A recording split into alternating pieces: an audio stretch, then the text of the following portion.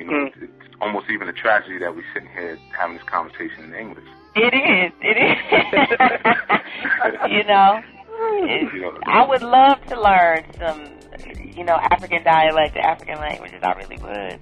Yeah, I mean, well, we start with, you know, again, controlling and conceiving our own language. So, you know, bringing it back again to the whole spelling of the word Africa. You know, Africa, you know, as we typically pronounce it, A-F-R-I-C-A, you know, it's a Greek word, and even that word didn't necessarily, it didn't denote the entire continent of Africa. It was only a region that they were speaking of when they would say that word, and it meant without coal. You know, that was the original meaning of that word, without coal. And a lot of times you see people will replace the C with a K because the C, the letter C is many people say is thought to be a conception of the European mindset. And you don't really see that letter C in other parts of the world. So they replace it with a K. You'll even see the word like conscious or culture replaced with a K. Now, the way you see it spelled, as I oftentimes spell it, Africa, which is A-F-R-A-K-A, there's a comedic spiritual breakdown amongst those different segments of the word. The first one being Af, which is A-F, which means flesh, and Ra, which is R-A, which means divine light. Or, you know, it's one of the aspects of what we would call here the supreme being. And Ka, which means spirit. You know, so in saying or soul, some would say. So in saying Africa, you know, you're saying the place or the flesh of the divine light soul.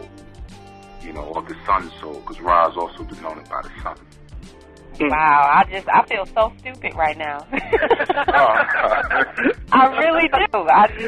You know, because it is sad that we don't have, I mean, I guess we carry it with us in one way or another, but as far as the knowledge of all this stuff, we just don't know. We have to really take it upon ourselves to educate ourselves. Well, and, you know, we got to educate ourselves, but also, you know, what I was saying in terms of before institutionalizing our re-Africanization process, you know, because, you know, we go to schools to be trained, you know, I mean, we don't necessarily go to be educated, you know, and rightfully so. If I was looking to oppress the people and to maintain my position, I'm going to train them to do what I need them to do. Now, see, I totally agree with that. And the reason I say that is because I've always said that I feel that schools, especially in America, they train you how to become a part of their society, but not how to stand above it or to know your own self within it. It's just basically to train you to become what they need you to be. Basically, all right, you're going to go to this, you're going to go to high school, you're going to go to college, you're going to pay us a whole lot of money to go to college. It's going to teach you how to fit into our society, pretty much. I've always thought that. And fit in our society and how we need you to fit into it. Like any animal, you know. But education, I mean, you cannot educate someone unless you love them, firstly. You know, and I'm sure a lot of us can remember as teachers we had that we know didn't love us, didn't even like us. Yeah, you know? really. So it was only training, sit down, be quiet. Well, would you agree that, and also in order to educate us, you have to love yourself first in order to be educated? And I think a lot of us don't love ourselves. Right about that. You're right. I mean, that's the foundation of knowledge of self. You know, you have to feel yourself worthy of even exploring first, you know. And, yeah, you're right. I mean, loving yourself, as far as I'm concerned, love is the expression or the articulation of the divine spirit. So if you can love yourself, then you basically are treating yourself as the divine would treat you, you know. And the divine wants a relationship. And anytime you have a relationship, I mean, you got a relationship with somebody, you know, a wife or a husband, and you don't ask them how they're doing every day or what they're thinking, at least, or how they feel, you know, the relationship is going sour. So you got to have those type of same spiritual checkups on yourself. You know, how am I feeling right now? Where are my emotions leading me? That's the beginning of knowledge of self, definitely. But tell us where we can find out all about the Sunz of Sankofa on the internet. You can go to sunzofsankofa.com, which is SUNZOFSANKOFA.com.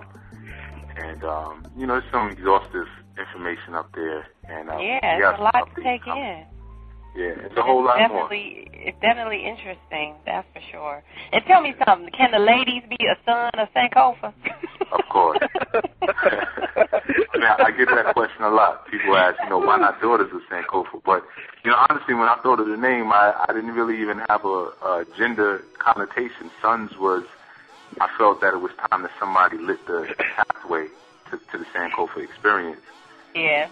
So that's more where that came from. But, yeah, I get that question a lot. Yeah, because that's why I had to ask, because I started not to, but I said, nope, I'm going to do it anyway. Now you know a sister going to ask that question. Like, yeah, if I didn't ask, somebody would have been like, why didn't you ask? Right. Anyway. Well, Hru, Lord, I'm going to mess your name up. It's all right, sister. So thanks so much for being on the show, and it's definitely been a learning experience, that's for sure. Yeah, for sure. I appreciate you, man. Yeah, y'all as well. Keep doing what you're doing, and you both have beautiful spirits and energy. People need it. Oh, thank you. Oh, thank you. Yeah. All right, well, we're going to play Role Model real quick. You have a good weekend, all right? And y'all have a Blacknificent weekend, too. Oh, thank you. I like that. I'm going to use that.